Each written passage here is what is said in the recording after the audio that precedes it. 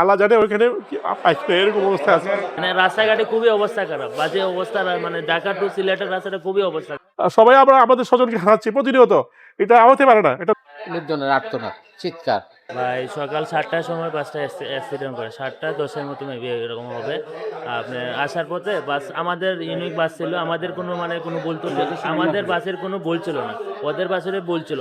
আমাদের বাস যে মানে সোজা ঢাকার পথে যে যাচ্ছে, ওরা মানে ওভারটেক করতেছিল।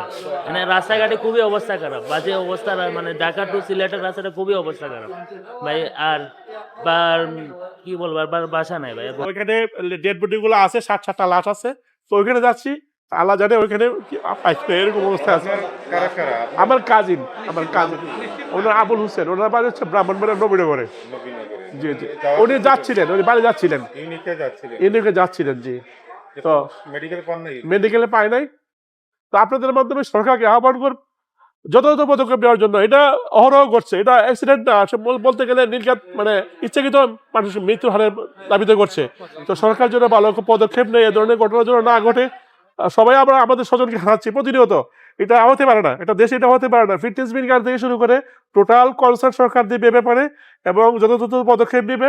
ফিটনেস বিল গাড়িগুলোকে বাদ করবে, এবং যাদের বৈধ লাইসেন্স আছে যা যা করার দরকার টোটাল ব্যাপারটাকে সুন্দর করার জন্য রাস্তা মানে যোগাযোগ মন্ত্রী থেকে শুরু করে যারা কনসার্ন পার্সন আছেন, ওনাদের কাছে আহ্বান রাখবো, ওনারা যথাযথ পদক্ষেপ নেবেন, কেউ যেন স্বজন না হারায়।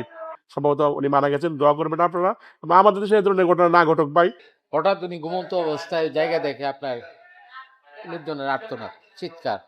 ওনার পাশে ছিল 3 জনে একসাথে ছিল সিটে, ওনার পাশে ছিল লোকজন, ওনার কাছে হাইলা পড়ে গেছে এবং উনি মারা গেছে।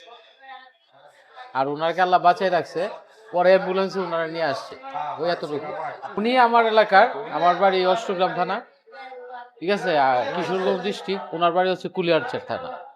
আমিও একজন পেশেন্টের জন্য আসছিলাম, আইসা যখন শুনতে পাইলাম যে ওনার বাড়ি মানে কুলিয়ারচর, তখন আমি ওই আমার ডিস্ট্রিক্টের হিসাবে ওনার জন্য ওষুধ নিয়ে আসলাম, পরে ওনাকে এডমিট করালাম, এখন পর্যন্ত আছে আর কি। ওনার পরিবারের লোকজন আসতেছে, এবং উনি হচ্ছে আপনার কুলিয়ারচর থানা বিএনপির সাংগঠনিক সম্পাদক।